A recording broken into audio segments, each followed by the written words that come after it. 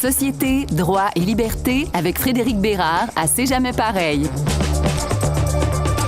Ah, que serait une célébration de la Saint-Jean-Baptiste sans une petite controverse? La bisbille entre le Parti québécois et le chanteur Émile Bilodeau a suscité des réactions. Mais est-ce que tout ça est justifié? Et c'est la Journée nationale des peuples autochtones. On va adresser un portrait, un bilan de ce qui se passe chez nous au pays avec nos Premières Nations. Tout ça avec l'avocat, docteur en droit et chroniqueur Frédéric Bérard. Bonjour.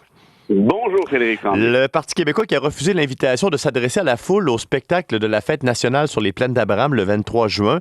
La présence du chanteur Émile Bilodeau et certaines de ses positions, de ses sorties médiatiques sont derrière cette décision. Est-ce que tout ça, c'est une tempête dans un verre d'eau? Oui, en un sens. Puis, tu vois, quand on regarde les déclarations passées de Saint-Pierre Plamondon et de d'autres ténors du PQ, où on défendait la liberté d'expression à 1 million de miles à l'heure, ils l'ont fait d'ailleurs dans le cas de Gilles Proulx, quand Gilles Proulx avait vilipendé Québec solidaire. Si tu te souviens, c'est important la liberté d'expression, faut lutter contre la culture de l'annulation. Or là, parce que Bilodeau a tenu des propos durs, on peut le dire, face au PQ, le PQ décide de ne pas participer à une fête nationale. Ça doit être la première fois dans son histoire qu'il se refuse à une fête semblable. Moi, tu vas me dire, oui, mais il demande pas l'annulation de Bilodeau, mais je veux dire, si tu me dis...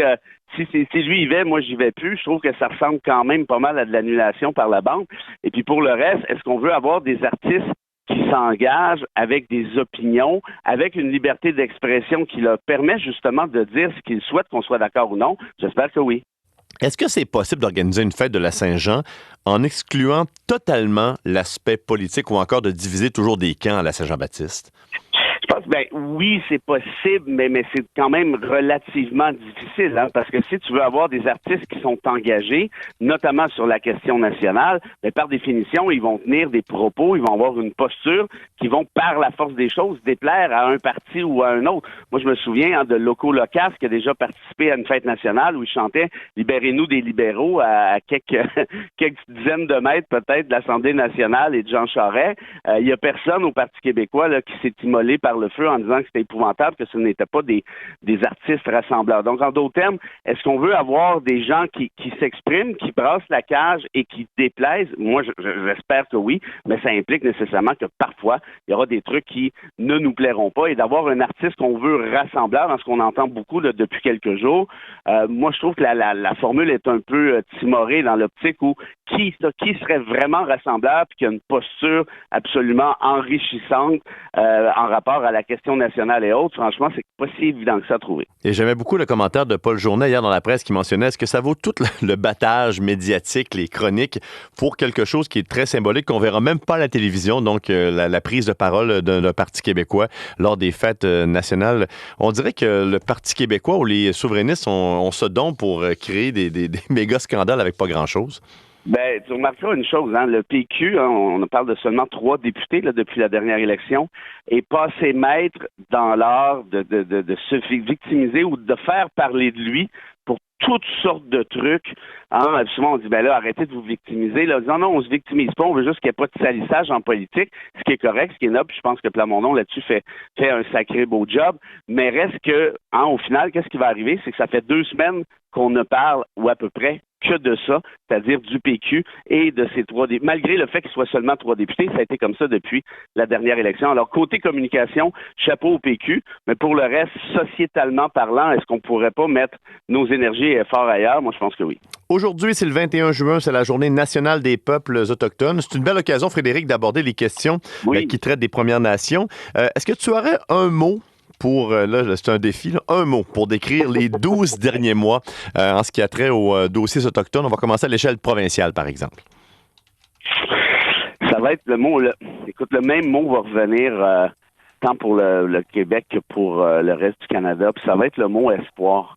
Peut-être que c'est moi qui se raconte des histoires, ce sera pas la première fois, tu me diras, mais j'ai vraiment l'impression, Frédéric, qu'on évolue côté sensibilité en rapport à cette même réalité autochtone. Si tu te souviens, il y a de ça peut-être 3 ans, on avait découvert avec horreur à travers le Canada, incluant au Québec, la question des pensionnats autochtones et leurs cimetières pour enfants non identifiés. Ça avait brassé beaucoup de gens, ça. Je me rappelle de Carey Price, qui est lui-même autochtone et que sa mère, qui est chef de banque, avait été pétrifiée là, par les nouvelles. Et c'est drôle, hein, mais j'ai comme l'impression, puis là, je ramène ça au Québec, il y en a qui ont nié le fait que le Québec est impliqué là-dedans, là, les bas-côtés compagnie, ce qui est faux. Hein, les pères Oblat, c'était des Québécois essentiellement qui ont orchestré tout ça avec le fédéral, mais reste qu'au-delà de ceux-là, là, parce qu'il n'y a rien à faire avec eux, je pense que les Québécois, de façon générale, se sont sentis interpellés par cette question-là. Puis il y a eu d'autres mesures, puis il y a eu d'autres histoires un peu auparavant, comme par exemple l'affaire de Joyce Echaquan.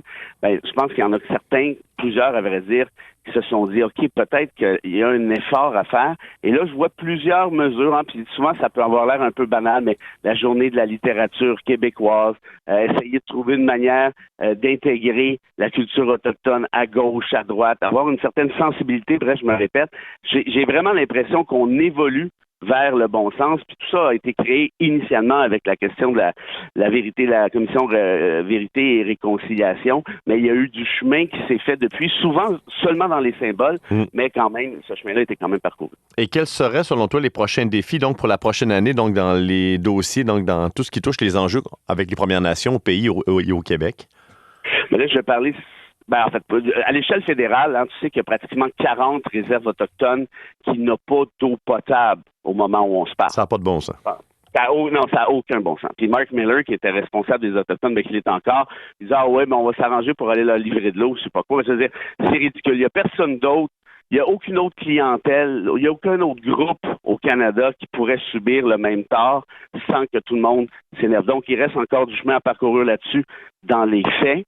Et par rapport au Québec, moi, ce qui me désole, c'est l'espèce d'obstination de François Legault de mettre les bons mots aux bonnes places. Et ce qui arrive avec les Autochtones, c'est ce qu'on appelle du racisme systémique. Le Legault fait des boutons avec ça, mais c'est la réalité. D'ailleurs, tu remarqueras dans le projet de loi qui a été déposé par Yann Lafrenière, son ministre responsable, ce sont des mesures qui tendent à lutter contre ce même racisme systémique. C'est-à-dire, par exemple, quand un Autochtone arrive à l'hôpital, vous ne pouvez pas présumer qu'il est, par exemple, en état d'ébriété. Ça se fait pas, ça. Ça se faisait à l'époque à l'hôpital de Joliette, ce qui a d'ailleurs causé la mort en partie de Joyce Echaquan. Mais bref, non seulement le symbole est fort, mais il faut aussi agir concrètement. Ça, je pense que c'est un pas dans la bonne direction. Puis pour agir concrètement, il faut aller chercher l'appui de ces mêmes leaders autochtones.